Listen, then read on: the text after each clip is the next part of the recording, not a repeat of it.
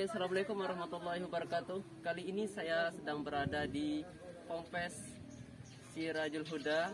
Nah, di sini saya ingin menggali berbagai informasi tentang pondok pesantren Sirajul Huda di sini. Nah, nanti saya akan berbincang-bincang bersama kepala sekolah SMK Sirajul Huda. Oke.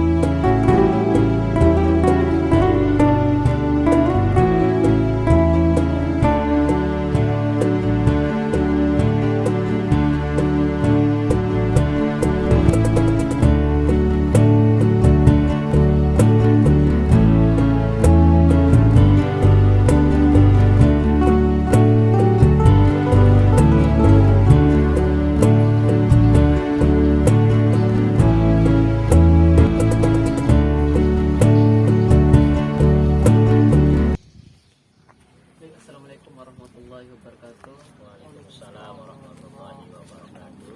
Perkenalkan, nama saya Andi Jaya. Di sini saya mahasiswa dari Universitas Islam Negeri Mataram, jurusan Komunikasi Penyiaran Islam. Di sini saya ingin mengetahui sejauh mana bagaimana perkembangan atau sejarah singkat dari SMK atau Ponpes Sirajul Huda ini, Pak. Jadi yang ingin saya tanyakan yang pertama itu, Pak, bagaimana sistem pembelajaran di dalam SMK Sirajul Huda? Terima kasih. Assalamualaikum warahmatullahi wabarakatuh. Alhamdulillah rabbil alamin. Allahumma shalli ala sayyidina Muhammad wa ala ali sayyidina Muhammad. Jadi perkenalkan ibu saya Suhaili, SPDI, MSI, Kepala SMK Islam Sirajul Huda, sekaligus sekretaris pimpinan yayasan, sekretaris yayasan Sirajul Huda. Jadi Ponpes Sirajul Huda ini didirikan dari kakek saya dulu, tahun 1972. Ya, terus kemudian dipimpin oleh orang tua saya, Ustadz Mahyudin, kemudian meninggal, lanjut ke saudaranya Tuan Guru Haji Muhammad Jamiluddin. Meninggal beliau dan selamat, lanjut ke Haji Abdullah SPG, saudaranya meninggal, bukan meninggal. Nah, terus kemudian beliau sekarang posisi sebagai pembina. Ketua yayasan kami adalah Ahmad Jubaidi SPD, sekretarisnya saya. Jadi yayasan ini berdiri 1972. Itu dari pertama berdiri diniyah dulu, terus kemudian ada majelis talim, kemudian ada MI, terus kemudian senawiyah pada tahun 1993. Nah, lanjut ke SMK. Nah, ini SMK ini berdiri pada tahun 2011. Ya, jadi masih muda dia. Ya. Jadi kalau kayak orang masih naik-naik, baru naik remaja lah. Ya, Pak Haji aja kalau lagi Minang kan sampai sorbannya ketinggalan. Nah, saking anunya kan. Masih muda. Nah, jadi latar belakang SMK Islam Sirajul Huda ini berdiri karena waktu itu pada tahun 2000 ya, 2000 itu 2010 2011 MTS ini hampir mau mati.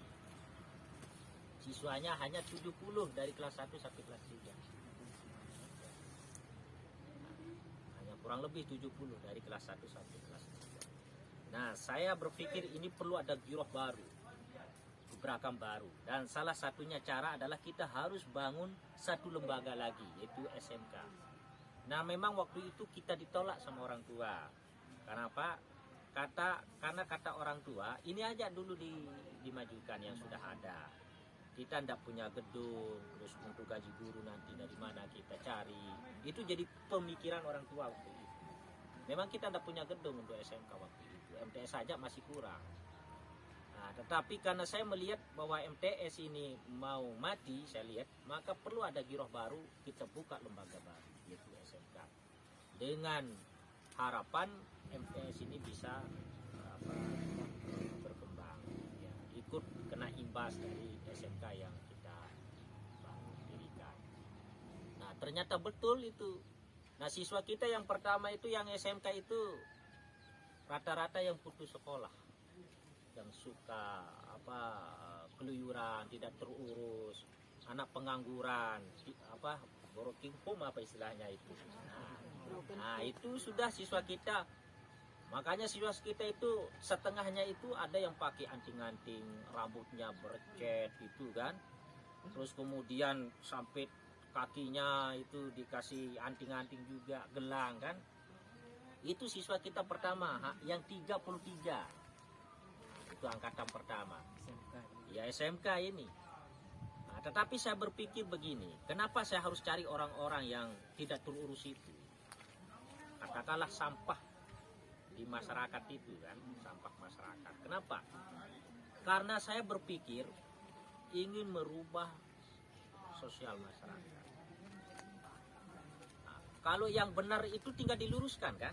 Tugas kita selaku pendidik itu bagaimana yang tidak baik menjadi baik, yang tidak benar menjadi benar. Itu sebenarnya kalau kita gagal di situ berarti tidak lolos menurut jadi pendidik menurut saya. Nah, pendidik sebagai seorang guru, sebagai seorang kepala sekolah. Jadi bisa kalian bayangkan, misalnya di kampung kalian itu ada satu anak yang tidak terurus, dia suka mencuri, kan, suka kelahi, suka mabuk-mabukan. Ini kalau tidak segera diatasi akan merembet ke teman-temannya yang lain. Yang satu pemuda bisa jadi 10 pemuda. Nah, makanya segera harus diurus. Itulah niat saya waktu itu angkatan pertama itu yang saya urus. Dan ternyata benar. Waktu bulan puasa mereka tidak puasa, saya biarkan. Mereka tidak sholat, saya biarkan. Tetapi karena di sini lingkungannya agamis, ya orang kalau sudah waktu sholat ya pergi ke masjid. Akhirnya anak ini yang 33 ini mikir dia, akhirnya mulai dia buka anting-antingnya, mulai dia buka gelangnya, ya merasa malu. Terus mulai dia berpuasa, terus kemudian pakai topi, terus sholat, dan rata-rata sekarang siswa angkatan pertama saya itu sukses. baik secara dunia maupun akhiratnya, seimbang. Itu anunya. Ini yang membuat saya tertantang sebenarnya. Ya, SMK pertanian ini ya, yang khusus untuk jurusan agrobisnis ini. Karena saya melihat apa yang jadi petani ini kan anak orang-orang yang sudah tidak produktif deh. Yang jadi petani yang sudah umurannya 40 ke atas, sudah tidak ada tenaga untuk nyangkul. Itu ada dua, hasil usaha dengan hasil pertanian. Nah, ini kan paling berkah. Dan saya melihat juga dengan Covid ini kan, dengan adanya Covid ini, yang negara-negara yang masih bertahan itu adalah negara yang mayoritas pertanian, ada banyak pertaniannya. Yang industri itu sudah anjlok ekonominya secara nasional. Nah, itu kan. Nah, yang mayoritas pertanian kayak Indonesia ini masih bertahan di masa Covid ini. Nah, ini. Jadi itu yang membuat saya terdorong sebenarnya. Memberikan motivasi, semangat kepada anak-anak muda bagaimana mereka yang tegar, kuat itu bisa menjadi petani. Dan petani ini kalau bagus manajemennya berhasil. Ada teman saya itu hanya tanam apa? Tanam pepaya itu kan.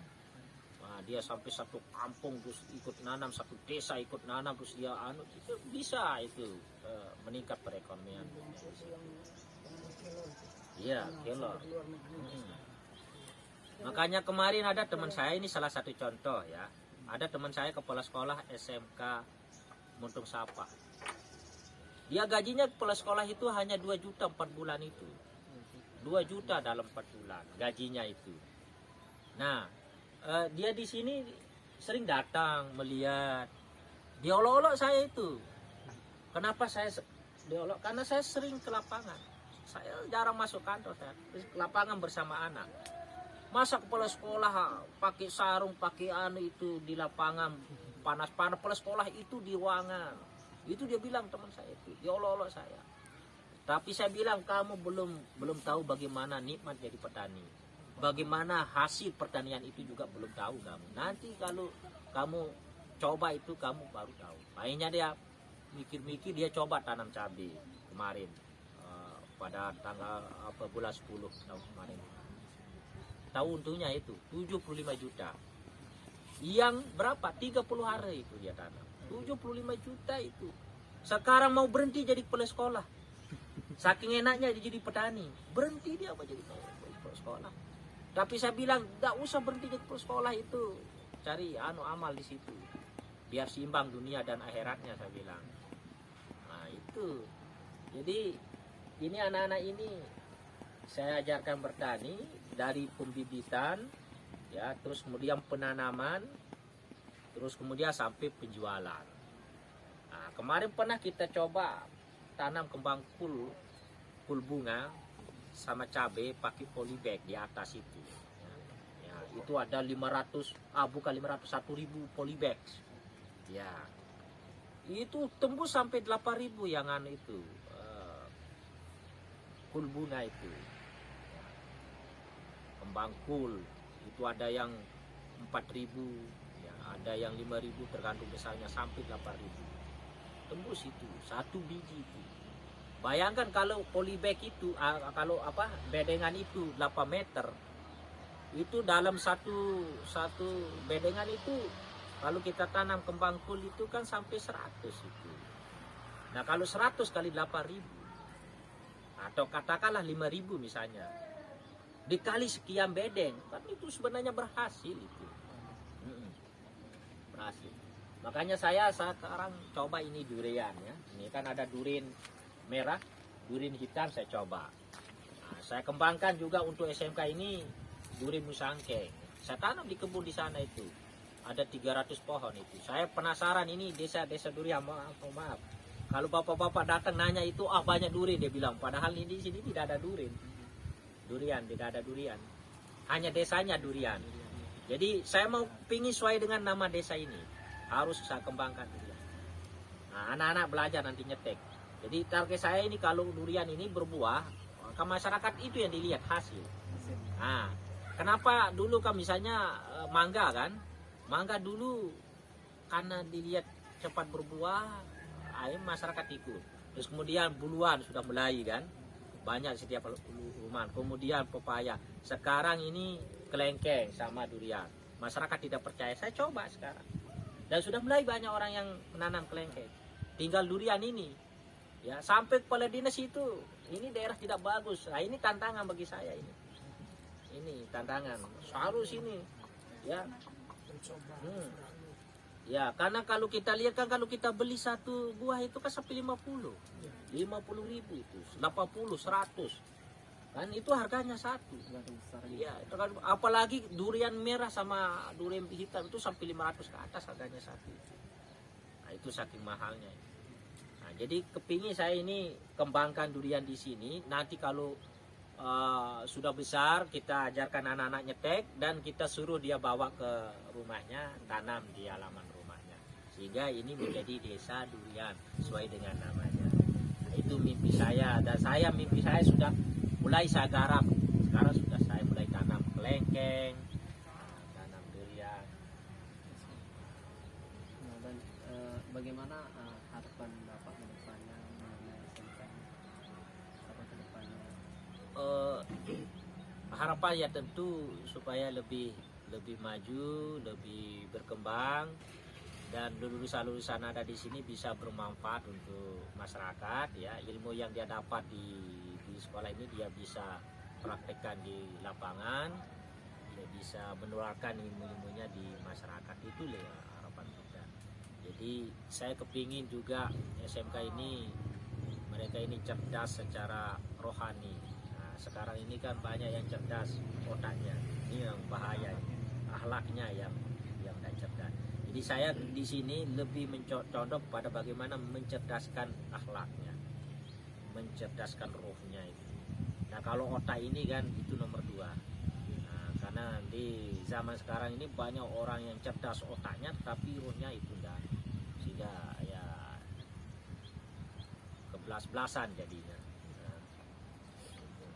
Makanya di sini kita dengan berbagai macam cara di SMK ini kita berusaha bagaimana mencerdaskan otak anak itu. Ya, dari segi kita memberikan pendidikan agama, ya kita berikan kajian-kajian kitab gitu kan. Bahkan rencana, ini sekedar rencana tahun ajaran baru ini mereka belajar mulai jam 9. Ini rencana ini kita ini. Nah, jadi jam 7.15 menit itu sampai jam 9 itu aji kitab. Ya, haji kitab.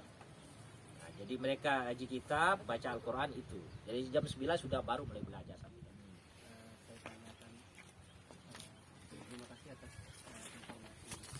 Ya. Assalamualaikum warahmatullahi wabarakatuh. Waalaikumsalam warahmatullahi wabarakatuh. SMK bisa. Bisa.